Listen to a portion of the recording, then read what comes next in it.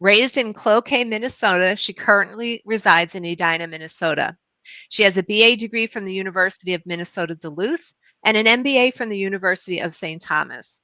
Her personal story of emotional grit stems from a health scare where she learned that the best things in life are truly free.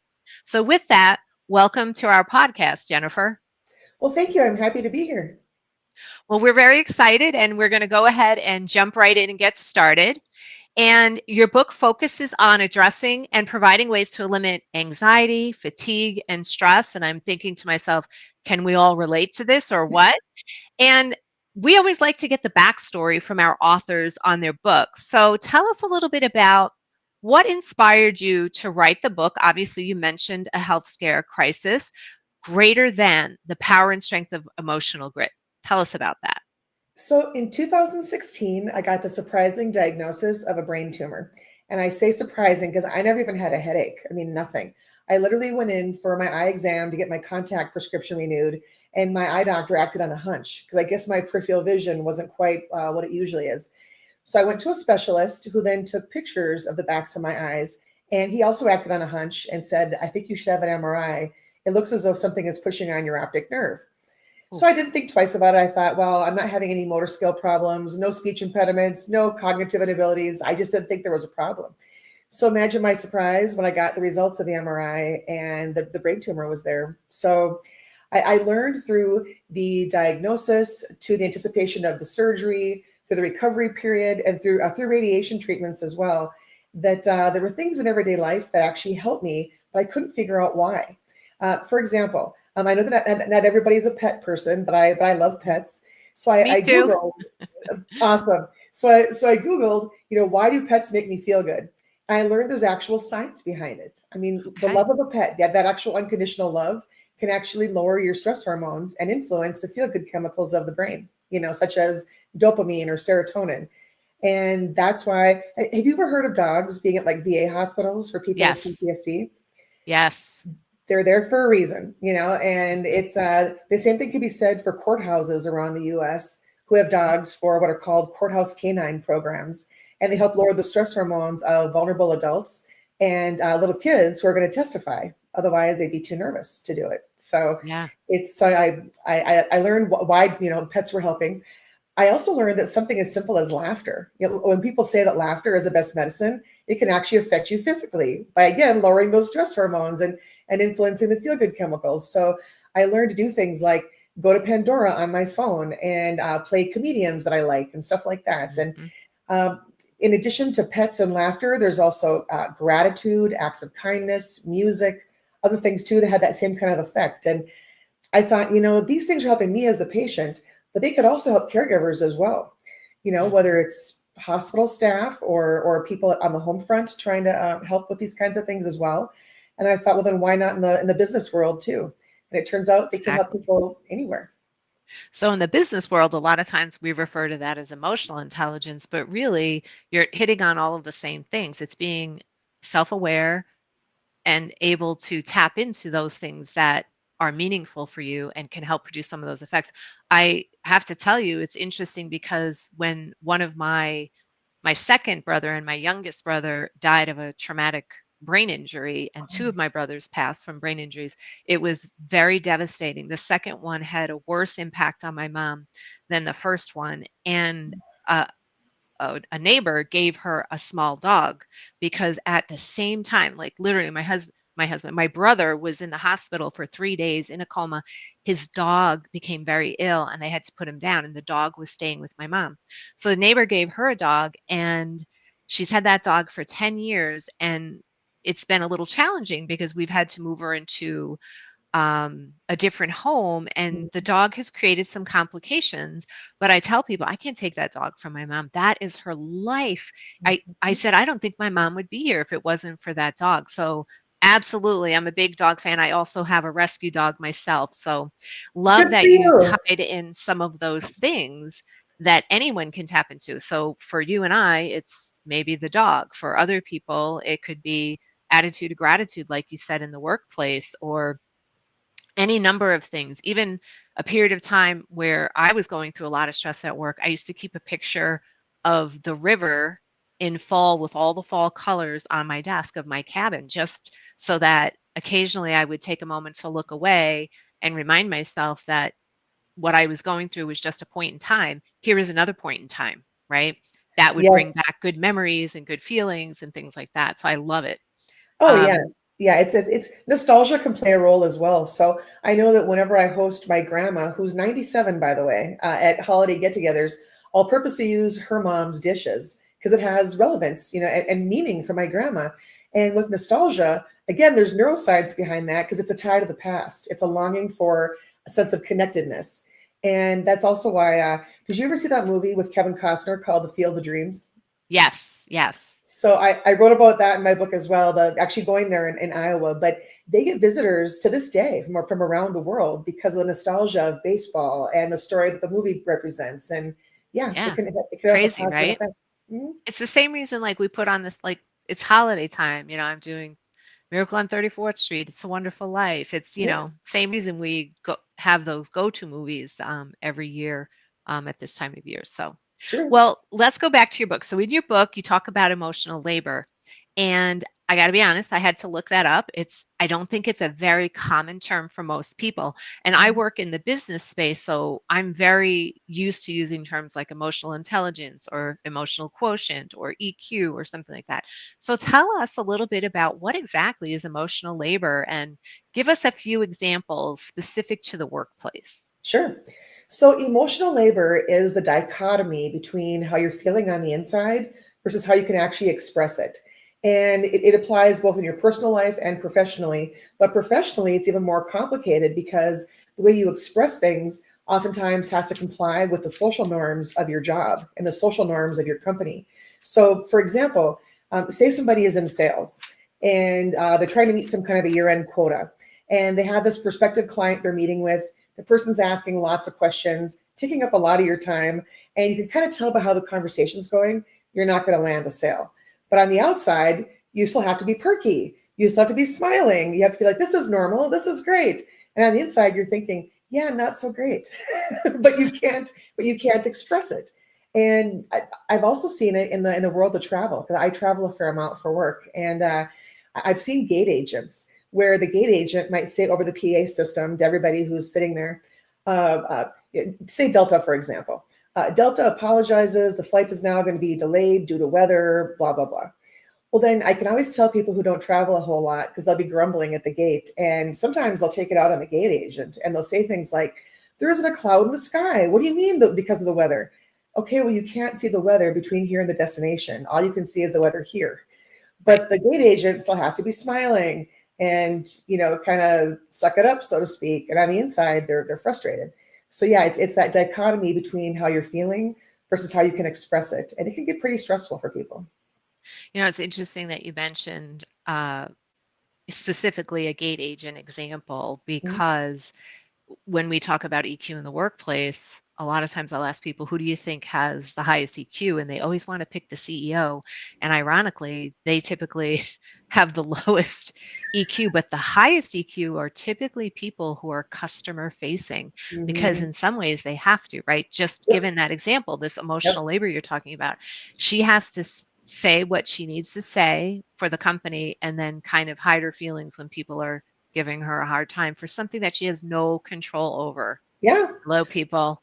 Be kind to the gate Yeah. agents for everyone listening Yeah. because Right. these people can make your life great or they can make your life hell. And I've seen it work both ways, not Yes. for me, but for other people. So So, have I. Well, and even in an office setting, say someone works in middle management, where you're not the decision maker, but you're having to express whatever the decision is to the people who are on yes. your team. And on the outside, you have to make it sound like, hey, this is the best thing ever, and on the inside, you're thinking, well, yeah, I don't like it either, but you have to keep it to yourself. So Yeah, it's that you're again, like, it's that dichotomy of whatever the expectation is as part of the culture of where you work.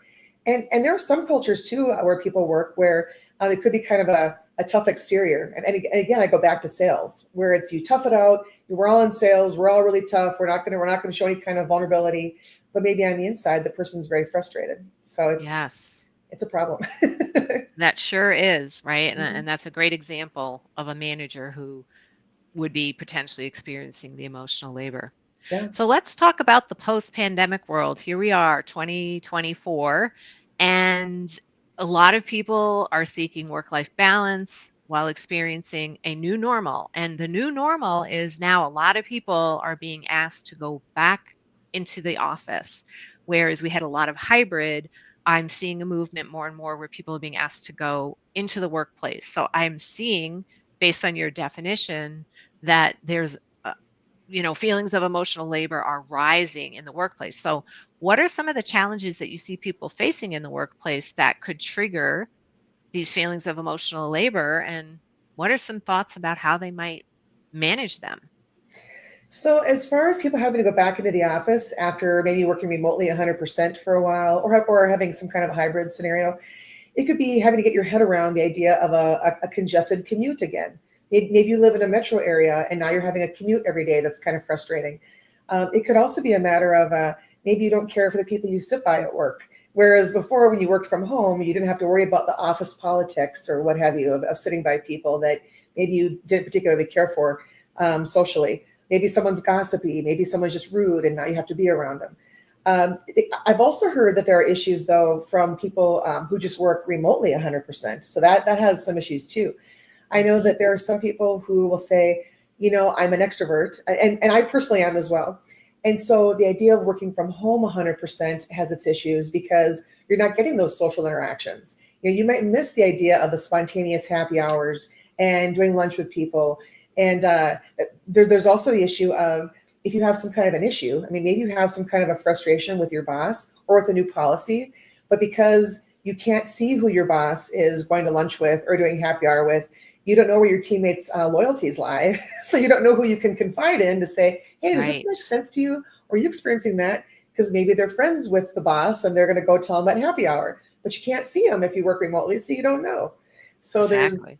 you know, a, it could also be a matter of in your home having certain distractions. So maybe it's your kids are home from school for the summer, or maybe your spouse is also working from home, and people will jokingly say that, you know what, I love my spouse, but being around each other a whole lot isn't always a good thing, or people will joke No. around about that too. And I would say even beyond that, whether someone works from home or works from an office now, or even hybrid for that matter as well, Yeah. there are challenges of that 24-hour clock where Yeah. maybe someone is on Teams at 9 o'clock at night because they're catching up on messages. But if somebody else sees that your green light is on, they're going to go, oh, that person's working right now. I'm going to ask them a question. Well, no, I'm not on Right. the clock right now. I'm just trying to get caught up on my emails. Right. So So, it's a what are different some world. tips, couple tips, one or two that people could employ to help I them? would, I would say that one thing is seek context. So I know that people might go online and see pictures of people through social media or different sites and think, wow, well, so and so's life is perfect now. I feel bad for myself. Well, the thing about it is that through social media, people tend to post pictures of things that are just positive. They're not going to post pictures of them fighting with their spouse or having work frustrations or what have you necessarily. So it's seek context. Also, as far as um, like your mental health and your perspective of things, attempt, and sometimes it's kind of a challenge, but attempt to do what I call flipping the script. So it could be something such as, say somebody retires, and that person who retired had all kinds of institutional knowledge up here because they worked at your firm for years, and they had a bunch of stuff that they did, and a lot of clients who trusted them, and now you're being asked to fill some pretty big shoes. That could be kind of daunting. But in your mind, if you can flip the script and think, you know what? Yes, it's not convenient per se that so and so retired, but now I have a great opportunity. Now I have an opportunity to prove myself. Now I have an opportunity to learn something new about a product or service. Even products that might seem initially like there's no use for them can later have some use. I think about 3M, for example.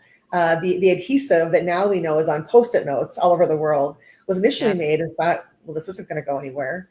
Well, it did. Yes, it So did. trying to flip the script and trying to find the positive in things initially can take some effort, but after a while it becomes a mindset and then more of a kind of a habit. So let's talk about that because, in your book you talk about the power of perspective and forming the mindset of emotional grit. So how do you define emotional grit and why would this be an important mindset in the workplace? So the kind of the catch-all that I have for a mindset of emotional grit is people think that being brave is the absence of fear, when in reality it could be feeling afraid but being able to persevere anyway. So maybe you're uncertain about a new company you joined because you're not familiar with the culture there and what it's like. Maybe you're uncertain about a promotion you got. It's being able in your mind to kind of figure out the how. And so my challenge for people is if you do get a new job or if you do get a promotion, look at it as, you know what, I was hired for a reason. Obviously somebody else believes in me. I should try to believe in myself and what I can do here. Or it Yes. could be something as simple as maybe you're a few months into the job, saying to yourself, okay, you know what? Yes, I have a huge learning curve ahead of me, but I'm light years ahead of where I was 4 months ago. So it's trying to look at those little things and figuring out the how and being able to move forward.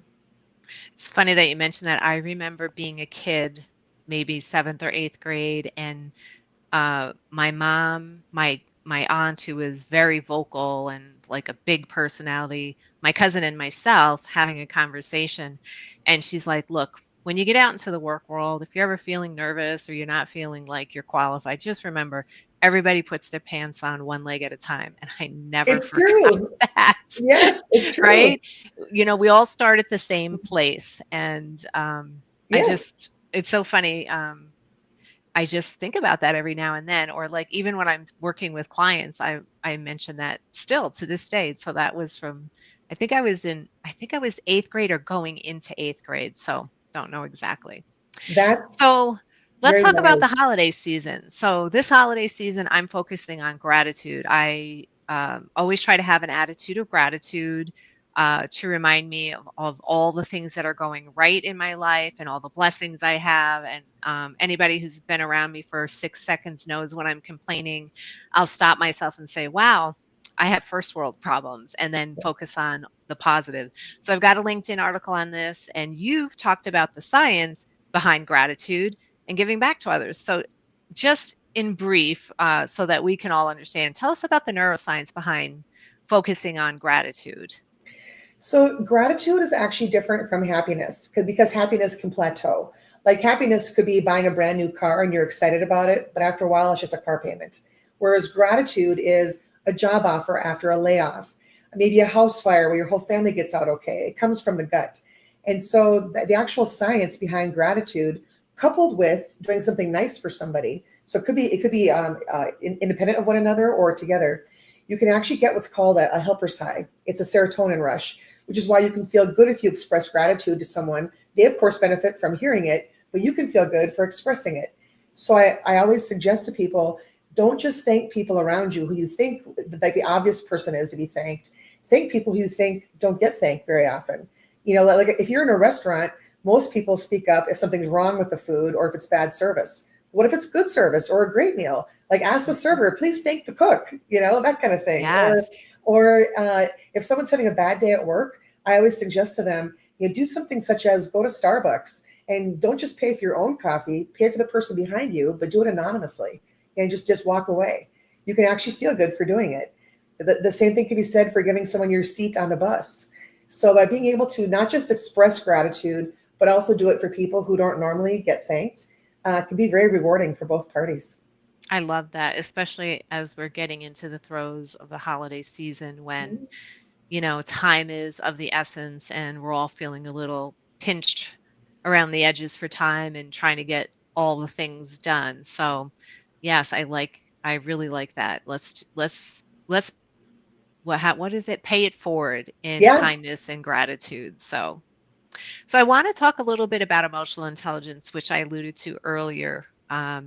I think it plays a really important factor in the success of most leaders. And I always say, have some, want more, because it is a skill like a muscle that you can develop. So, from your perspective, how does emotional intelligence play into the concept of emotional grit? well, I think emotional intelligence, it's my understanding, does play a huge role in perspective. And it's something where you don't just look at something at face value, but look at it holistically. So maybe someone's having a bad day and they're being kind of rude to you at work or kind of short fused. Yes, of course, you don't deserve that, but it's also sometimes nice to ask the person, are you having a bad day or can I help you with something? I mean, it's kind of a way to acknowledge maybe the underlying problem, not just a symptom of something. I also know that as far as how it plays in with perspective, it can make a difference in how you're feeling as far as emotional intelligence. So, like, for example, people have said to me over the years, well, Jen, and this is hypothetical numbers. Uh, every year, 1,000 people die from your kind of brain tumor. Doesn't that make you kind of nervous? And of course, I feel bad for those people who passed away and their families, but I seek context. So I might ask, well, is it 1,000 out of 1,000, or is it 1,000 out of 10,000? So by seeking context, it kind of makes me feel a little bit better because I'm more informed, and that does make a difference in how I'm feeling at that time as well. So looking at things holistically, trying to do, as I mentioned earlier, as far as flipping the script. Have you ever heard of the term called neuroplasticity? Yes, I have. Love it. So Yes. there's two different kinds that I wrote about in my book. One is where if someone has a stroke, for example, and one part of their brain can't do something, another part of the brain takes over that function. But the other part that kind of plays into our conversation here is one where when you could attempt to look at things in more of a positive way, it can actually affect the wiring of your brain and how you perceive things in general. It's pretty amazing. So initially it takes some effort. After a while, it becomes more of a habit and then more of a mindset. So you can actually affect, if you Google neuroplasticity, or perhaps read about it in my book, it can affect the actual wiring of your brain and how you perceive things. I love that. In 2020, my husband was going through a difficult work experience and challenge. Actually, it started prior to that. And he's an engineer, and I find that engineers tend to be skeptical by Yeah. nature. Yeah. And I'm an extrovert like you, but I'm also tend towards being positive. I'm realistic too, but I tend to bring an element of positivity to everything I do. And he was just bringing me down every morning. Like, so I literally have a page a day calendar. I only have really the one paper calendar I keep in my kitchen. So I would peel off the page a day, and every day I would write him a little positive note and put that by his breakfast plate. Oh And my gosh. yes, he would kind of chuckle and, little uncomfortable at first. And now he's just gotten so used to, if I don't do it, he's like, oh, what happened to my note? It's That's so like, great. That's so yeah. great. So trying to focus on the positives, an attitude of Mhm. gratitude, kind Yeah. of like you said, flipping the script. Yeah, what was Mhm. going on at work stunk at the time.